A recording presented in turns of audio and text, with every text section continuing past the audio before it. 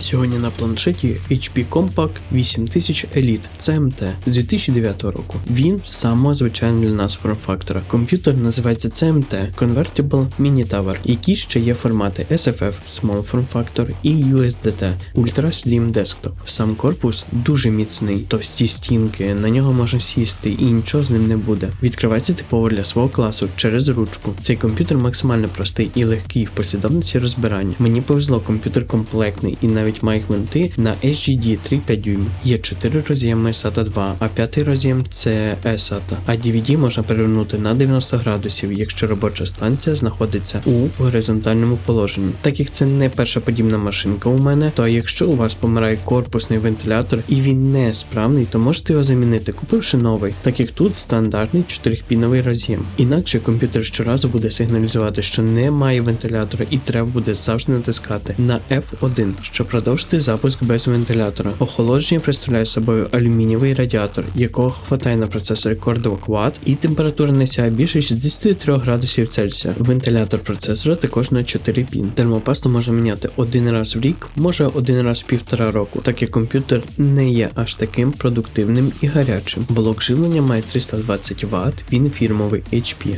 Має 4 пін на процесор, 6 пін на материнську плату і 5 роз'ємів на диски SATA. Блок живлення пасує до HP 8100, 8200, 8300. Заміна блоку живлення це дуже просто. Від'єднуємо конектори, викручуємо 4 гвинти і виймаємо блок живлення. На материнці один слот PCI Express 2 X16, в якій замонтована відеокарта Asus GT 440 на 1 ГБ. Відеокарта фіксується боковим фіксатором, а не гвинтами, як зазвичай. Також на материнці розміщена кнопка очистки CMOS для ресетування пароля і скидання BIOS до дефолтних налаштувань. Саме кнопка, що рідкість для комп'ютерів. В SFF і CMT доступний динамік всередині. Його хватає для базового звуку і навіть чудно з-під стола. У моєму випадку оперативка різних виробників. Комп'ютер завівся на пам'яті non-ECC. В параметрах описано, що максимально підтримується 16 ГБ оперативної пам'яті DDR3. Оперативку потрібно вставляти від першого чорного слоту, так як він головний. І без пам'яті в цьому слоті комп'ютер не включиться. Раджу вставляти по одній планці і перевіряти, чи комп'ютер її побачив. Також раджу міняти термопад на мості, будьте дуже обережні, так як його можна сколоти. Швидкість розбирання 4X. Збираємо все в зворотній послідовності, посилання на всі файли та матеріали для цього комп'ютера я залишу в телеграм-каналі. Не забудьте підписатись, подобати відео та залишити коментар. І продовжуємо. Я завжди тестую ПК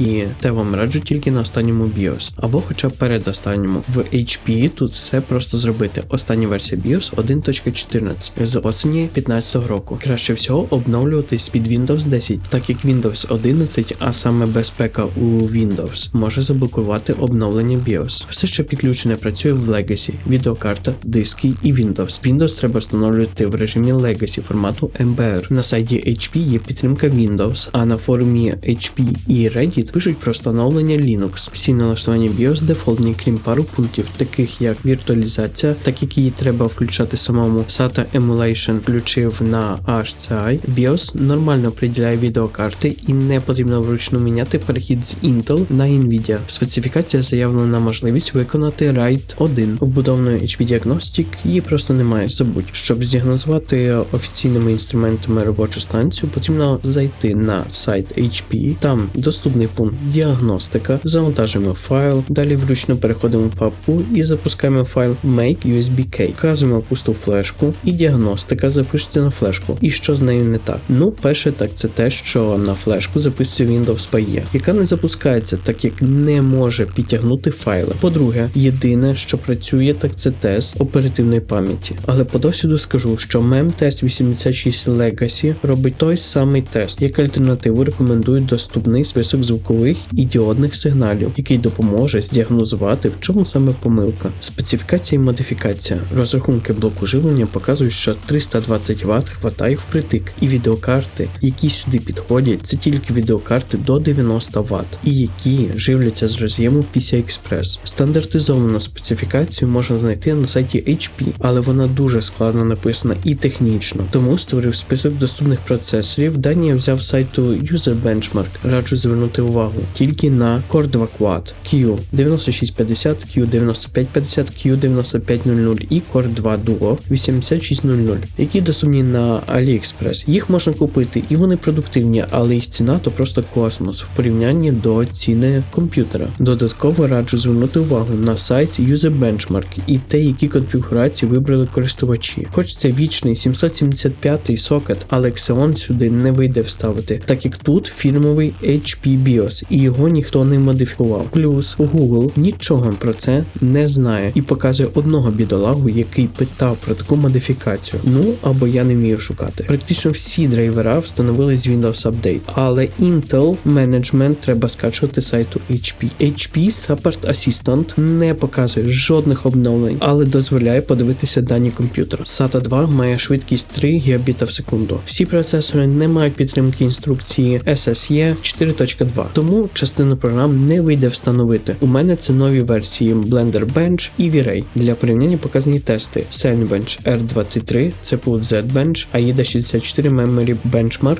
Crystal Disk Mark. Відповідно, всі тести показують те, що цей комп'ютер потрібно віднести щось між класом однозадачні, а друкарські машинки, так як він щось може, але не має інструкції SSE 4.2. На початку продажів у 2010 році ця модель коштувала $829, а зараз ціни на цю версію і SFF доходять до 3500 гривень. Але якщо додати процесор, оперативну пам'ять і SSD, то це вже золотий комп'ютер, який все ще старий і мало що може. І все ще, я б сказав, задорого. Ну, не більше 1000 гривень має коштувати ця робоча станція. А максимальна версія уже з відеокартою, ну хоча б 4000 гривень. І то задорого. Спеціально купляти нікому не раджу. Хіба що у вас є такий комп'ютер і ти просто вкладаєш невелику суму у його покращення. Звукова карта Realtek ALC дає просто базовий звук, нічого особливого. Тепер про відеокарту. Знову ж, згідно обрахунків блоку живлення, сюди можна вставити відеокарту до 90 Вт, без додаткового живлення 6 пін. Так якщо підключити 6 пін, потрібно підключити перехідник 6 пін на SATA. І це дуже погана новина. Я вже бачив і спалені відеокарти, і материнки через такі перехідники. Тому підключаємо відеокарти тільки і виключно відеокарту без додаткового живлення. Знову ж, користувачі User Benchmark роблять підсказку, які відеокарти можна використовувати. В моєму випадку була використана Asus Nvidia GT 440. У свій час мені вдалося урвати 3 відеокарти на аукціоні, і 3 відеокарти виявилися справні і робочі. Тести на цю відеокарту у великій масі доступні в YouTube.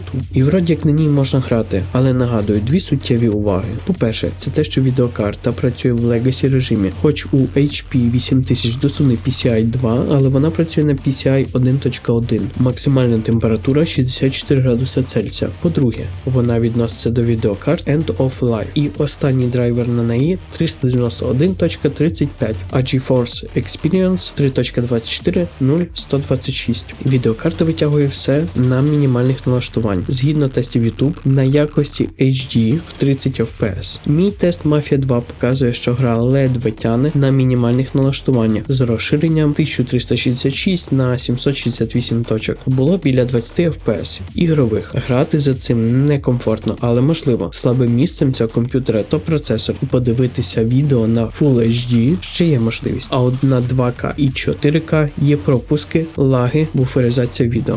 Superposition видає дуже скромний результат. SketchUp можна встановити, працювати більш-менш терпимо, але виконати рендер не вдасться, так як V-Ray вимагає інструкції SSE 4.2. Для тесту маю центр Любліна в автокаді. Ця програма не сама оптимізована, але не багато людей працює. І особливість це програма, яка навантажить тільки одне ядро. Її важлива максимальна частота одного ядра при роботі з файлом. І чому ж я тестую його на відверто слабому комп'ютері? Тому що 4 фізичні ядра ледве справляються з роботою, з відчутною затримкою. Рекомендую встановити Windows 10 домашню, ніяких Pro і ніякої Windows 11, так як оцей комп'ютер пасує тільки для Word, для якоїсь писанини, мінімальних ігор старих. Для кращої оптимізації таких комп'ютерів виключаємо прозорість в налаштуваннях персоналізації, вимикаємо пункти обмін повідомлень, модулі, голосова активація і телефонні дзвінки, так як цим користуватися ти точно не будеш. Якщо бажаєш, то ще додатково можна поставити 10 ГБ оперативної віртуальної пам'яті, тобто файл підкачки, в параметрах продуктивності, які будуть кешуватися на SSD. Підписуйтесь на YouTube, Telegram, Інсту, ставимо подобайку, комент, не соромтесь також питати про ноути та компи.